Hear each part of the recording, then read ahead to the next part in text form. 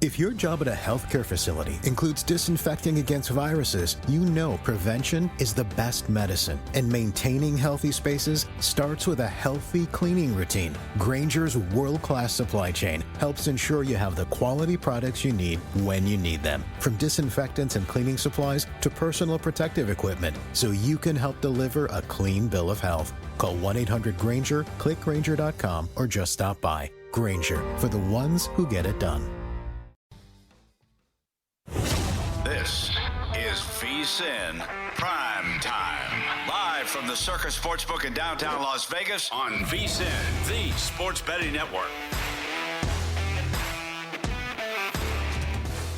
It's all Florida Panthers right now after the first period in the Eastern Conference Finals. Will Hill, Matt Youmans here on VSiN PrimeTime. Will, how about this? Florida Panthers have been to the last two Stanley Cup Finals. They lost to the Vegas Golden Knights 2 years ago and beat the Edmonton Oilers in 7 games a year ago. At the end of the first, Panthers 3, Hurricanes 0. Puck line is Florida minus 2.5, minus 180. The money line for the game, Florida minus 1450, 1,450 on the Florida Panthers, trying to three-peat in the East. This is a team I did not want to fade, talking about the Florida Panthers going into the series. Will, the home team is in danger, serious danger here of going down 2-0 in this series.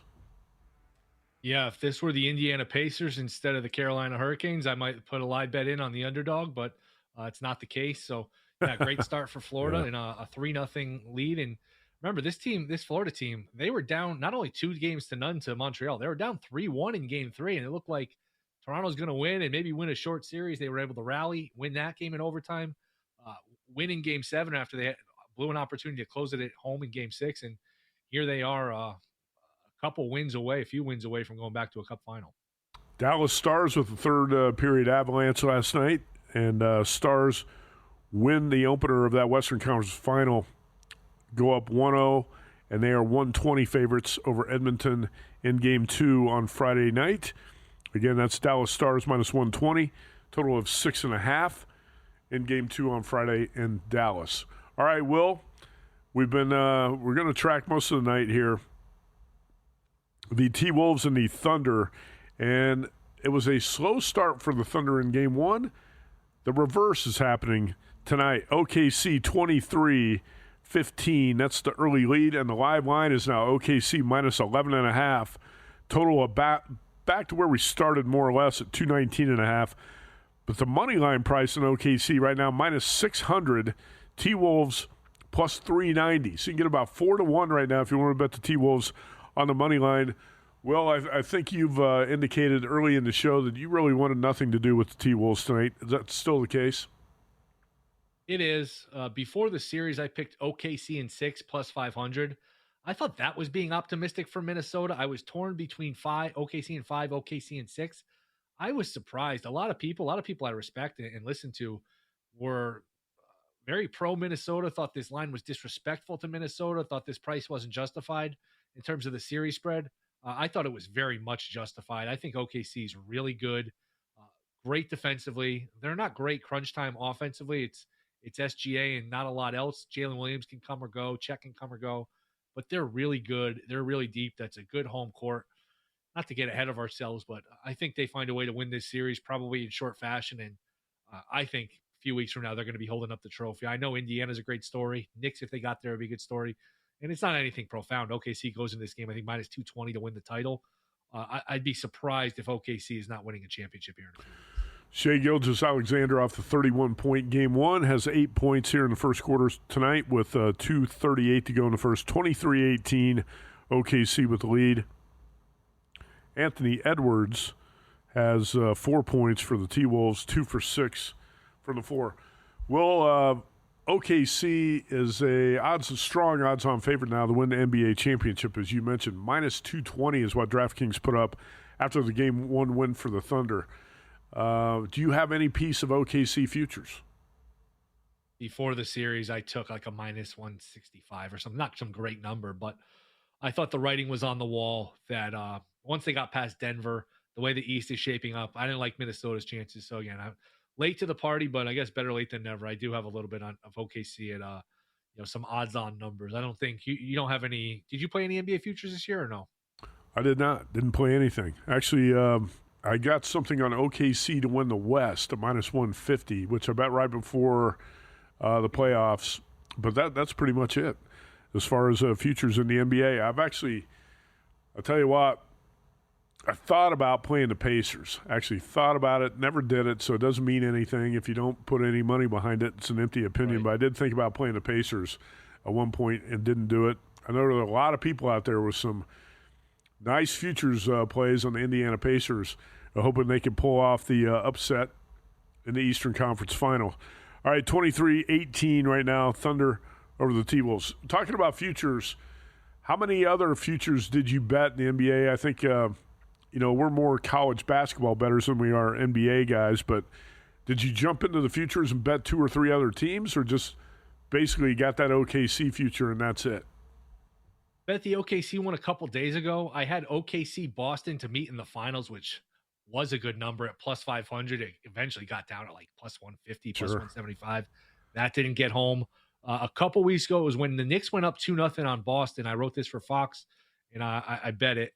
OKC to defeat the Knicks in the finals at 7-1. So I've got some stuff still alive. Like I said, I bet OKC Boston. That was actually a pretty big bet. Bet at a few different spots, a few different times at 5-1 and +475. So OKC winning, and OKC, if they were to beat the Knicks in the finals, would get a lot of that back, but it's not going to be some great windfall for me one way or another. It's just basically going to cancel out the losers and maybe a slight profit. But I was thought I had a nice bet with that OKC Boston number there, but not to be the case. And I think we all assumed it was going to be a Boston Cleveland Eastern Conference Final for a long time, but this has not been a usual NBA playoffs where chalk dominates.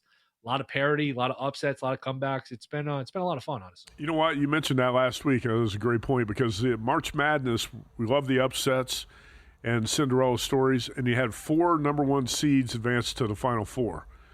And the NBA playoffs, it's kind of been turned upside down with OKC, the last, let's say, top-seeded type of team still standing as we get to the conference finals.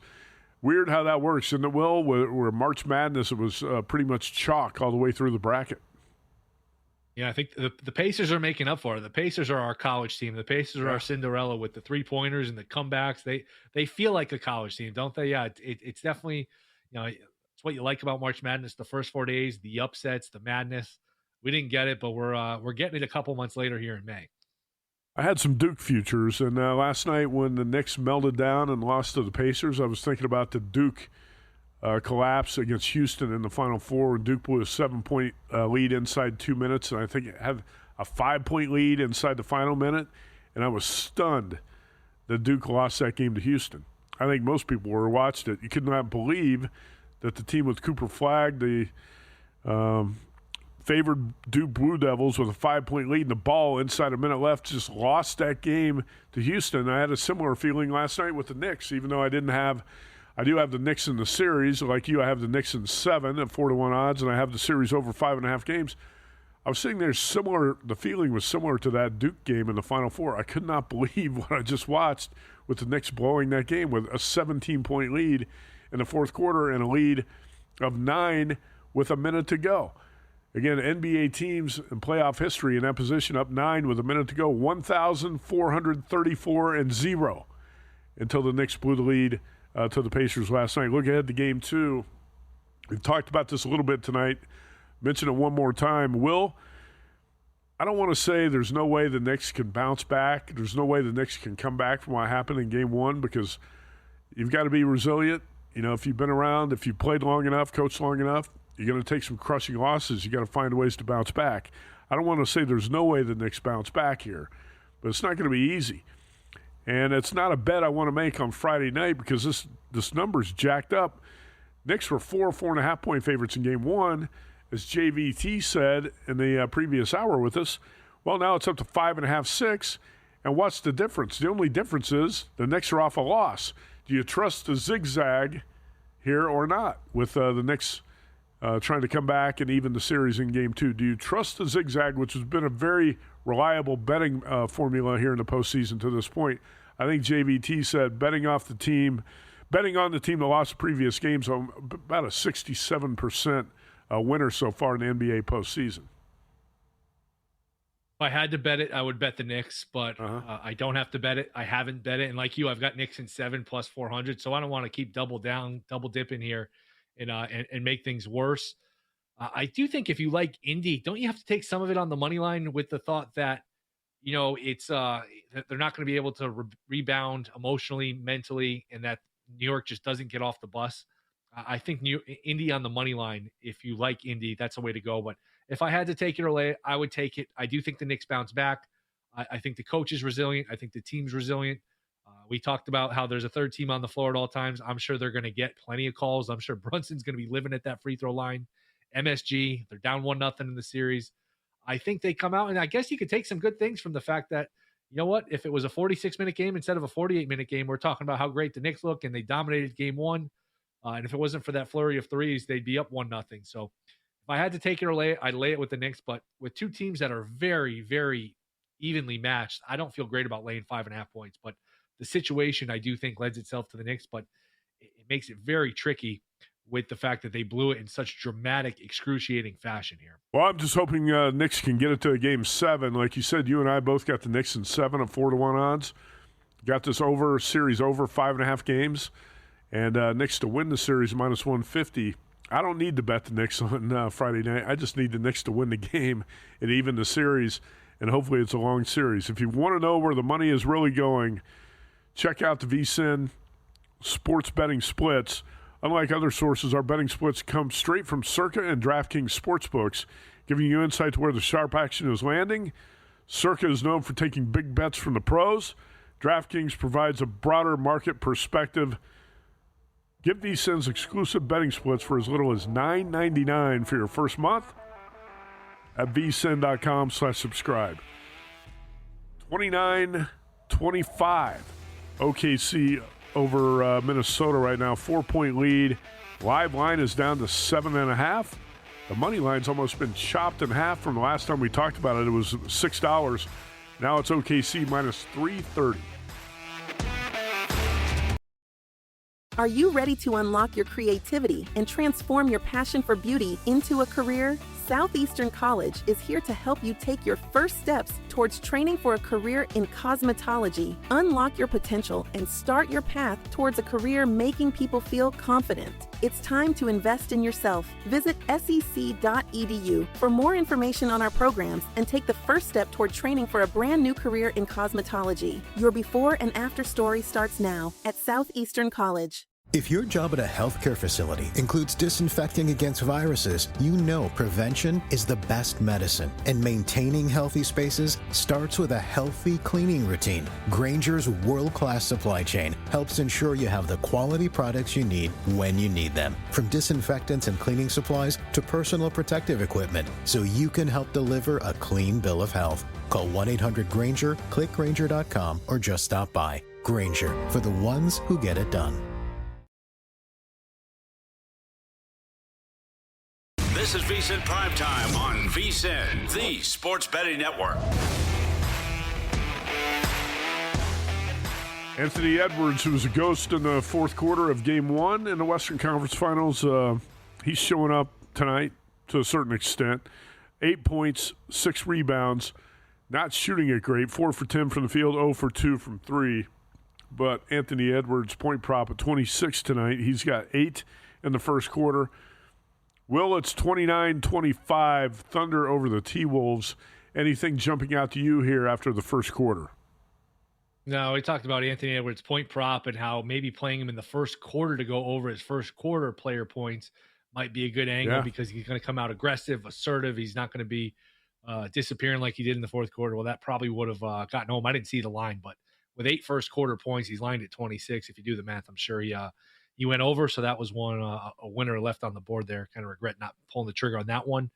But no, Minnesota has hung in there.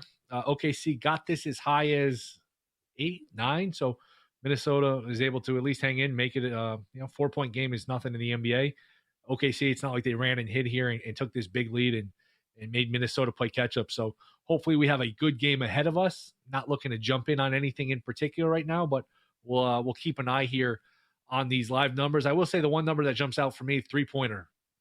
Minnesota shot it terribly in game one, I think 15 of 51. They were 5 of 11 in the first quarter. OKC is 1 of 8. You look at it from that perspective, it's probably not a good omen for Minnesota to be 5 of 11 while OKC is shooting it poorly and they're still down by 4 points. Yeah, 15 for 51 in game one, 5 and 11. 5 for 11 is a good start here in game two for the T-Wolves. We are into the second quarter now. In the first minute, 31-25 Thunder over the T-Wolves. 8.5-point favorites now, OKC. Moneyline minus 360. Highest number we've seen so far, I believe, is OKC minus 11.5 and minus 600 on the money line. The total is 219.5. Will, let's talk a little bit more about Pacers-Knicks. Looking forward to Friday night. We're going to be on the air here talking about this Eastern Conference Final Game 2. Any thoughts for you on the total when you look at Game 2? 138, 135 in Game 1. That's obviously an overtime, but this was a fast pace. It was flying over the total. What type of game do you think we're going to see on Friday night? Total 226.5 is what DraftKings has got for Friday night. I see 225.5 out there at Circa and some other spots. Would you be hesitant to bet the under after watching Game 1 of Indiana-New York? I would be very hesitant to bet the under, watching those two teams go up and down and make all sorts of shots. And I know they probably won't shoot it as well in Game 2, but I thought a lot of the looks were good. A lot of the offense came easily for both teams, so it would be over or nothing. I know it seems kind of square. Oh, there's a high-scoring game in Game 1, so you automatically bet the over in Game 2. It's not always that easy, as we know, but I want no part of that under after the way they went up and down the court and just scored with ease in Game 1. It was crazy. The Pacers shot 9 for 9 to open the game last night and still trailed at the end of the first quarter. But again, down 17 in the fourth, rally to force overtime and win the game 138-135. One of the, I would say, 5 best NBA playoff games I think I've ever seen. That's not hyperbole, is it, Will? I think one of the 5 best. Absolutely not hyperbole. And again, I turned 40 in a month, so I'm not going to sit here and act like I've seen every game. I hate when people, they're 25, 30 years old, try to tell you the best players of all time, the best games of all time. I know the sport didn't start when I started watching. No, I'm just saying, as far as games I've seen, and I've been watching, since I was able to watch, that's right up there. It's hard to get a better game than that with the twists and turns. The Halliburton shot where you think it's no good and the Knicks win, then it goes through the hoop miraculously and you think the Pacers win. Then it's neither because the foot's on the line and we're going to overtime. And what's remarkable, and there's a lot of remarkable things, 8 of 9 for Nesmith from 3. From the 3:14 mark in the fourth quarter, so 3:14 left in the game, the Pacers had 9 possessions and scored 23 points on those 9 possessions. That's almost impossible to do. Just 3 after 3 after 3. Of course, the Knicks helped them and gagged it up, but a lot of it was just incredible shot making by the Pacers. If I'm Thibodeau and the Knicks, with that big of a lead, with that little time left, maybe guard the 3-point line once in a while and make them go for 2, make them use some clock. That was not a clinic defensively by any means, but you got to give credit to Indiana, who just continues to string together these miraculous, incredible comebacks. Knicks definitely had some defensive breakdowns, and I always say when a team collapses, it's missed free throws, it's turnovers. That's what the Knicks had down the stretch. But the Pacers, just incredible shot making. Aaron Nesmith, a big part of that with the 3. He just hit 3 after 3. And I'm going back to the 80s, watching NBA playoff games in the 80s. I don't think it's hyperbole to say it's one of the 5 best playoff games I've ever seen. And a lot of it has to do with the way the game ended, Will. When Tyrese Halliburton goes back out to the 3-point line, puts it up, ball bounces high off the back of the rim, at least 10 feet high off the back of the rim, and it felt like time just stood still. And you're wondering, no way, that's not going to drop in, is it? And it drops in. Pacers going berserk. Knicks fans are crushed. And then you go back and he's got his toe on the line. It's a 2, not a 3. And it was, you know what, the game was played at a pretty high level too. And it was, sometimes people think a game is really good just because it gets close at the end. Sometimes really bad games end up being close. It doesn't mean it was a good game. A poorly played game could be close at the end. It doesn't mean it was a good game. Last night I thought was played at a pretty high level by both teams, especially the Pacers offensively, the high level they played at during the comeback.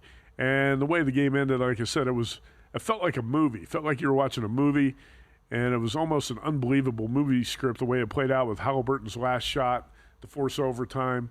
how high it bounced off the rim, and you thought it was a 3, and then it turns out his toes on the line, it's a 2, and it goes to overtime. And the best part is all those arrogant Knicks fans got crushed, emotionally crushed at the end when the Pacers win it. I don't hate the Knicks or dislike the Knicks personally. In fact, I bet them in this series. But it's just kind of funny to watch that scene, the way it played out at the Garden last night, and brought you back to Reggie Miller and what he did against the Knicks about 25 years ago. Can we throw up that New York Post back page again? Nobody does it better than the Post when it comes to headlines and back pages of newspapers.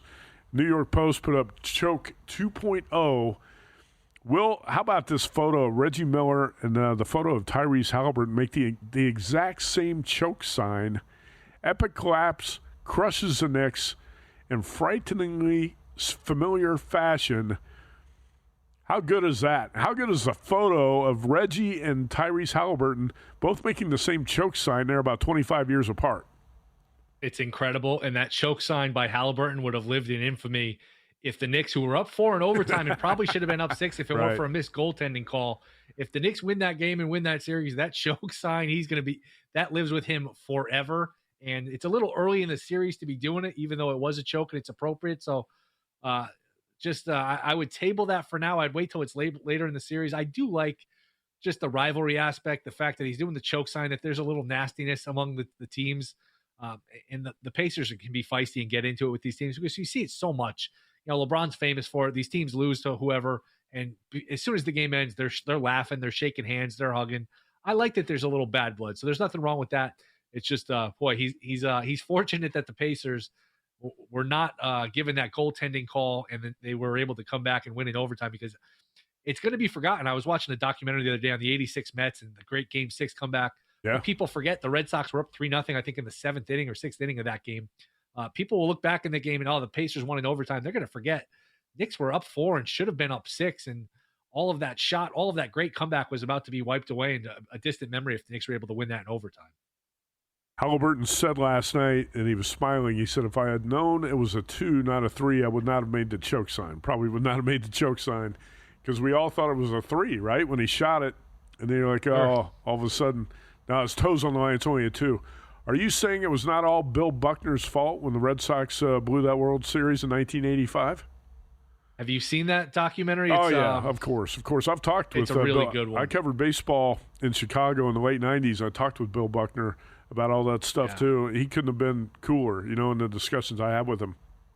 He takes way too much of the blame for what happened there, Will. And it was a tied game, and I think they had 18 different pitches that could have ended the game. There was 2 out, nobody on, then a single, a base hit, a bunch of other things. The reliever blew it, and then they blew it the next night. So that was one that's just obviously an all-time comeback, and you're right. It was not Buckner losing it by himself, and the game was tied. He could have fielded the ball, and then probably still, very possibly, I should say, they still lose the game in extra innings. So that was not all on Buckner. Yeah, last night you had to wonder if the Knicks could regroup. Had to be emotionally crushed the way that regulation ended. Pacers are celebrating, thought they won the game. Now they have to go back for overtime. There's so many things that made that a instant classic game last night.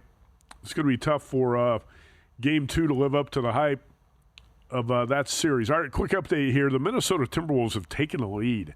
Well, Will Hill and I are reflecting what happened last night. They've taken the lead, and now they've lost the lead. OKC 41-37. It was 37-36 just a minute ago.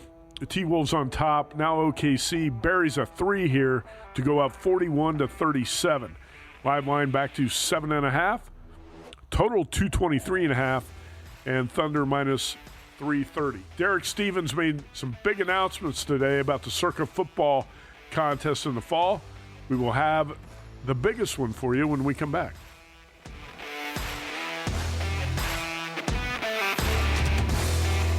This is VSiN PrimeTime on VSiN, the sports betting network.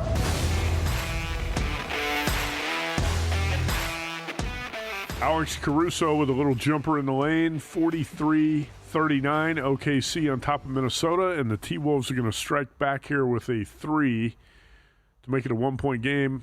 Anthony Edwards to dish it off here. It's going to be Mike Conley, back to Edwards from the corner. Edwards with the 3 to make it a 43-42. Thunder now up 45-42, 6.5-point favorites. And we are about midway through the second quarter in Oklahoma City. Julius Randle had 28 points in game one of this series. He's got only 2 right now, since one of the T-Wolves players is going to have to pick it up tonight. If you bet Julius Randle in his player points prop over, very slow start here for Randle. Previous 5 games, he had 28, 29, 31, 24, and 24 points, and only 2 right now for Randle. Again, OKC in the lead, 45-42.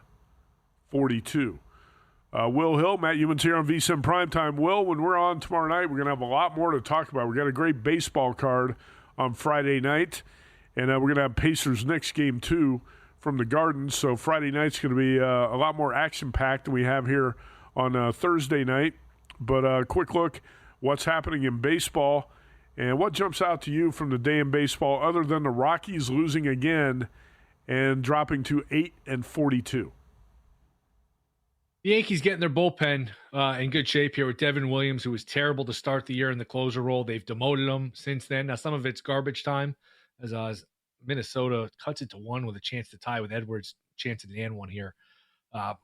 Devin Williams has been really good lately. Weaver's outstanding as a closer, and Jonathan Loaizaga back. And now Fernando Cruz is injured, but it doesn't sound like it's supposed to be too much of an extended absence. Sounds like he's going to be back in a week or 2. So if you can line up those 4 arms at the back of the bullpen, you don't need that great of a starting pitching. You're just looking for, 5 innings, 2 runs, 6 innings, 2 or 3 runs, something like that.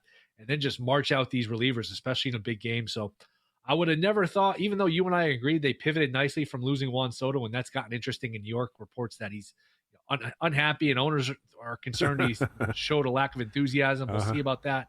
But I would have been surprised if you told me it's Memorial Day weekend, and if you had to pick somebody to come out of the American League, if you gave me true serum right now, I'd probably pick the Yankees over all these teams. In a series right now against the Tigers, I think I'd pick the Yankees. Yankees versus Mariners, I think I'd pick the Yankees. I don't love the team. I don't think it's a great team. No Stanton, no Cole, but Judge and just enough bats around him, a more balanced lineup, a good bullpen, a watered-down American League. I think the Yankees, now look, it's hard to sit here in May and predict what's going to happen in these short series in October. It's not even hard. It's nearly impossible. But if you made me pick an AL representative for the World Series right now, I can't believe I'm saying this because you and I, we tend to be realistic Yankee fans, pessimistic Yankee fans at times. Yeah.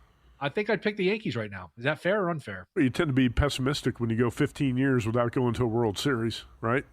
And sure. Close to 15. Where the Yankees go from 2009 to 2024, right? Without going to a World Series.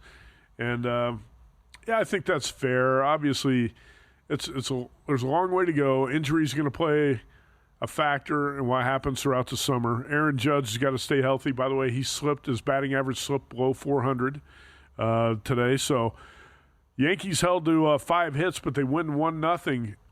Who would have thought Jorbit Vivas would hit his first career homer and the Yankees would win a 1-0 game today in the Bronx?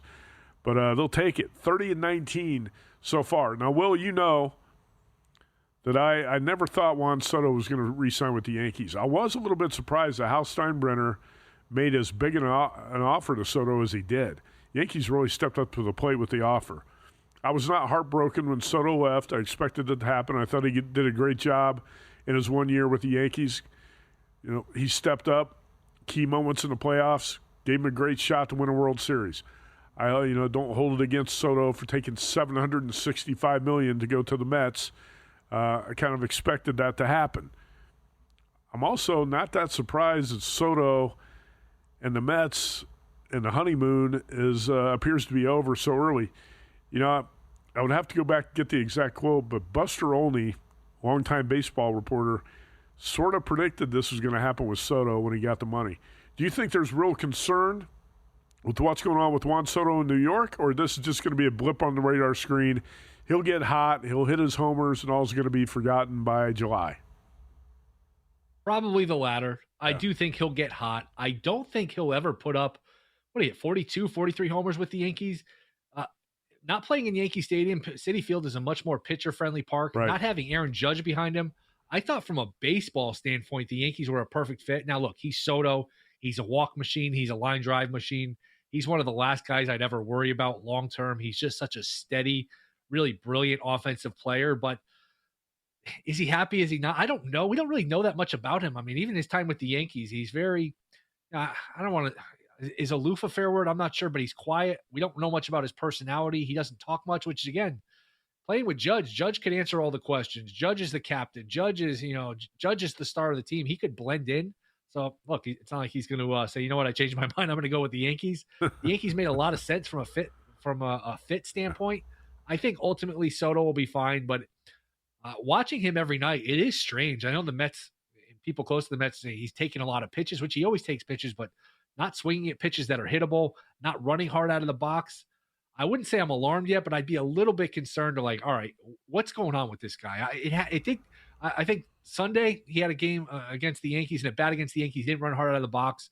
A game in Fenway, he hit it high off the monster, only got a single, was jogging off the box.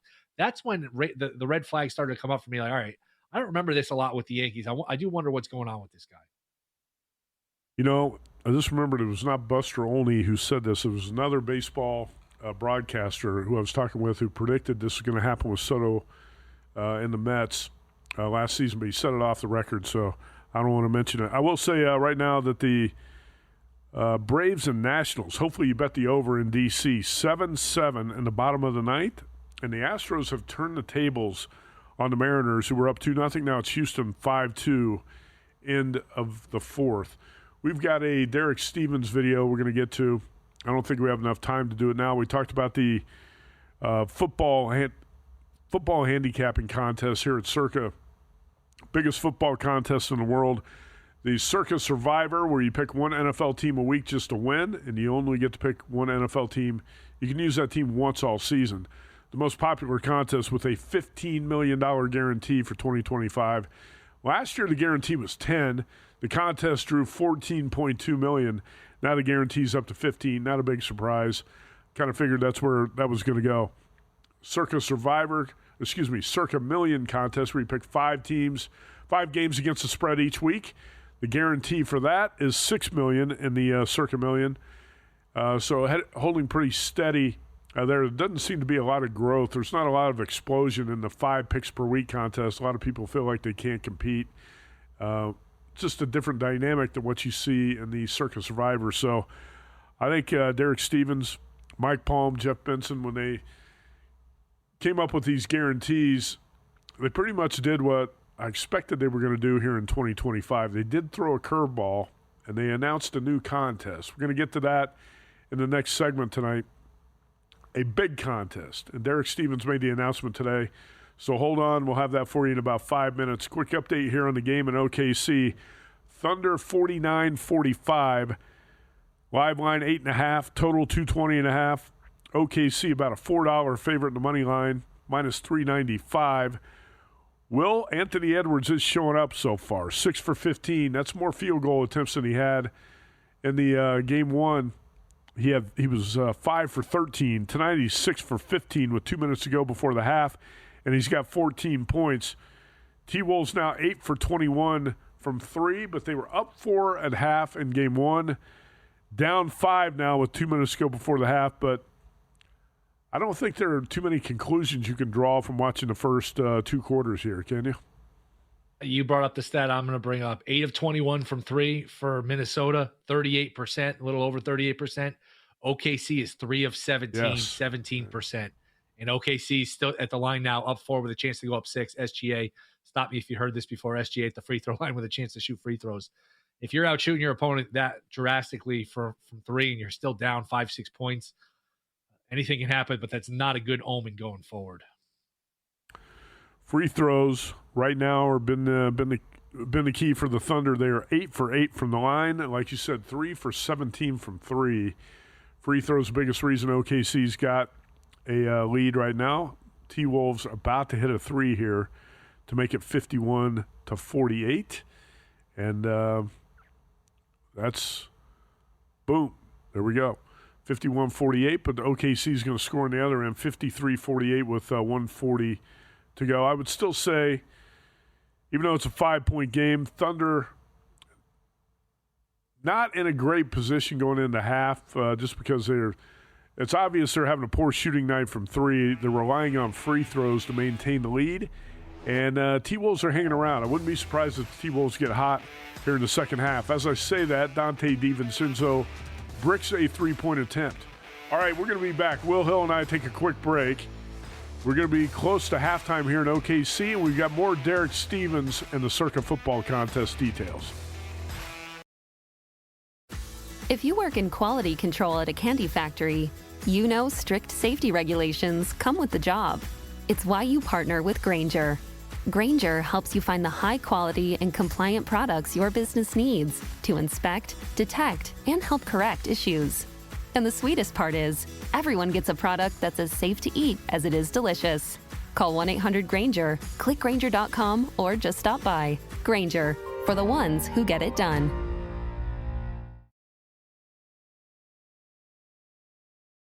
This is VSiN PrimeTime on VSiN, the sports betting network.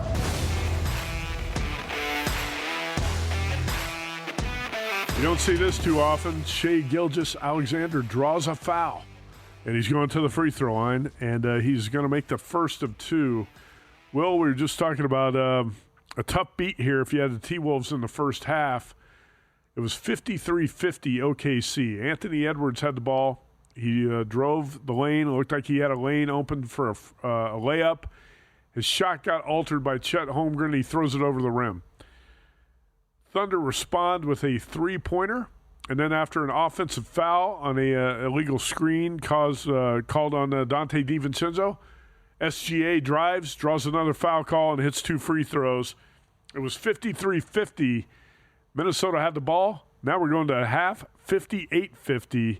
That's a tough one to take if you got the T-Wolves. Yeah, and even at 53-50, as like you said, the half-court shot falls up short, 58-50 at the half. It's 53-50. OKC has one last shot. Shot clock's basically off. SGA hits a three. All you need is a miss there, a rebound. You're going to settle for the last shot if you're Minnesota, and the worst you're going to go in a half is a three-point deficit, and you're going to cover the 4.5 of the first half. Not the case. And instead of being down 3 or 1 or 2, you played pretty well if you're Minnesota. You played good defense. You shot the three well. Edwards, 16 points, all that. You look up, you're down 8 points. So pretty discouraging end of the half here sequence for Minnesota. And look, people don't like the fact that SGA shoots a lot of free throws. A lot of them are bad calls or flops. That last one, at least, I mean, you can't put your hands on him like that, and you can't extend your arms and get that close to him. He's too long. He's too smart. He's going to go right through you. He's going to throw the arms through your arms, and he's going to go to the line and get 2 free throws. So got to be a little smarter if you're Minnesota. I know it's tough for these guys to play defense. You can't do anything with your arms. These guys are just so smart about initiating contact, but at least that one was a foul. Oh, you're right. That was a legit foul call. He made both free throws. We got an 8-point game at halftime, and where we stand 58-50 is OKC minus 9.5 for the game, total 220.5, and minus 540 the money line price on the Thunder. Again, with an 8-point lead over the T-Wolves. You said it. Gilgeous-Alexander, I feel like a lot of times he dupes officials in the phony foul calls. But that was a legit foul right there before the half. And SGA winning the matchup with Anthony Edwards again. Edwards, 16 points in the first half, but 1 for 7 from 3. Gilgeous-Alexander, 19 points. He's 1 for 2 from 3 and 6 for 6 at the free throw line. And again, 58-50, Oklahoma City over Minnesota at the half. All right, we've heard from Derek Stevens, Jeff Benson, and Mike Palm about the Circa Sports Football Handicapping Contest for the fall. $15 million guaranteed in the Circa Survivor, $6 million guaranteed in the Circa Millions. And a new contest was announced by Derek Stevens today on the Follow the Money show. And Derek Stevens now, we've been waiting here like for weeks because this has been like under lock and key. Hardly anybody knows. You won't even give us a hint on this, but you have like an ace up your sleeve for something new evidently this year. Well, I appreciate you waiting, Mitch. To be honest, this is something that we've had up our sleeve for a couple of years, but we didn't think 2 years ago was the right time to do it. Last year, we didn't think it was the right time to do it, and this year we do. We've always felt that there was a need for a high stakes Circa Survivor contest. We wanted to do that under the Circa Sports umbrella. But we didn't want to do that a couple years ago because we were making a big step up in Circa Survivor to guarantee $8 million. We went over to just over to $9 million, as Mike had said. And then last year we guaranteed 10, and we thought that was a big gulp. We got to 14. We felt that we didn't want to do something that could potentially cannibalize this unbelievable story of Circa Survivor. But this year's a little different. We think we kind of came up with something that we're all very excited about. A high stakes Circa Survivor. It's going to be called Circa Grandissimo. Now let me explain what Grandissimo is. Grandissimo was the name of a project that was going to be Jay Sarno's project. Jay Sarno is an individual who is most famously known because he's the guy that invented and founded Caesar's Palace. His second project was Circus Circus. We celebrate him at the Legacy Club with a bust. And his third project was going to be the biggest project in world history, the biggest project in Vegas history, a 10,000-room luxury VIP hotel resort. He never got there, and it never got built. It did influence Vegas, though, because 10 years later, the Mirage came out. And then, then that was really a defining moment in Vegas history. So it had an impact. We wanted to kind of celebrate a little bit of the history of Jay Sarno, and we felt the thought process of Grandissimo would be the perfect wording for this exclusive, high-stakes survivor that we've built here. So effectively, what we're doing is we've created another version of Circa Survivor with 3 changes. The first change, you'll be limited to only 2 entries. In Circa Survivor, you're limited to 10. Here, in this high-stakes Circa Grandissimo, 2 entries maximum. Number 2, because this is a first-year football contest, it's something that we've started up on our grassroots. We put a guarantee out there. We're going to start where we always start. We're going to start with a $1.5 million guarantee in Circa Grandissimo. And then the last variant for Circa Grandissimo is really the big one. The entry fee will be $100,000. So $100,000 entry fee, $1.5 million guaranteed. If we get more than 15 entries into Circa Grandissimo, it all goes back into the pot, just like all of our other contests. No rake, nothing taken out. It all goes back to the pot. And we've always felt that there was such a need for a higher stakes Circa Survivor. We just wanted to do something that we didn't think would cannibalize the growth of the original Circa Survivor. Mm-hmm. This was going to be the next big step. I think there's enough people out here that want to do it, and I'm hopeful that we get some people signing up soon. To add on to that, obviously, we wanted to do, a grand experience for all those people who get to be a part of this. Obviously, the stakes are much different than Circa Survivor, Circa Million. So what the grand Circa Grandissimo experience comes with is a 3-night stay in our founder suite. You get a chef's table at Barry's Downtown Prime. You get round trip flight on JSX. You'll get a exclusive stadium swim experience. You get a premium whiskey tasting at Legacy Club. You get a curated dining experience at Andiamo Steakhouse. Instead of the hats for either one of the contests, you'll get an inaugural Class G4 jacket, limo transportation to and from the airport, and then you also get a year-long subscription to VSiN. All right, Will Hill, what jumps out at you there, aside from if you pay $100,000 to get into Circa Grandissimo, you also get a subscription to VSiN. So if you lose your $100K, you got the subscription to VSiN. You've got that going for you, which is nice. Buried the lead. Saved the best part for last. You get the VSiN subscription, full year, $100,000. That's like a $1 a play for Jensen Lewis. So you're going to get all of his plays all year with the way he fires. So, no, it's a lot of fun. I'd be curious, the numbers they get. I appreciate you putting up an offer for me as a token of friendship and giving me a free roll, staking me with an entry. But no, it's a great time of the year when these survivors and these contests come around, and give credit to Circa. They're always innovating, always looking for new ways to come up with fun contests. Yeah, I thought we should do a VSiN PrimeTime entry. You, me, Tim Murray, we'll all throw in, $33,000 apiece. We'll have a team entry, VSiN Circa Grandissimo. So that's not adding up. Somebody's got to add 34. Somebody's got to kick in the extra K. 22.5 million in total guarantees in the 3 football contests. 15 million for Circa Survivor, 6 for Circa Millions, and 1.5 guaranteed for Circa Grandissimo. That totals 22.5 million in guarantees.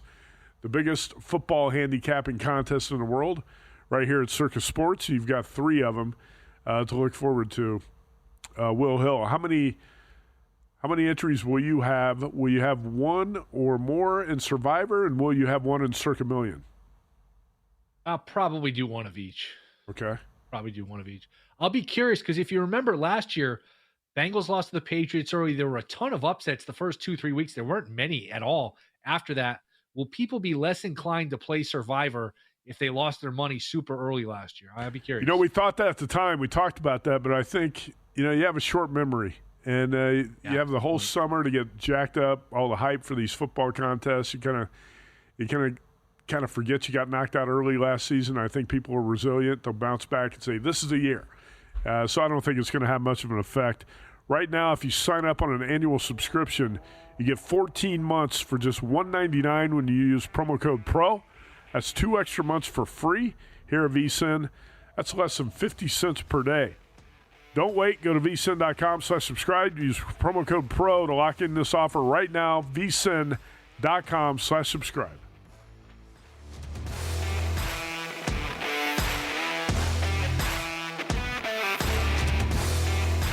If your job at a healthcare facility includes disinfecting against viruses, you know prevention is the best medicine. And maintaining healthy spaces starts with a healthy cleaning routine. Grainger's world-class supply chain helps ensure you have the quality products you need when you need them. From disinfectants and cleaning supplies to personal protective equipment, so you can help deliver a clean bill of health. Call 1-800-GRAINGER, click Grainger.com, or just stop by. Grainger, for the ones who get it done.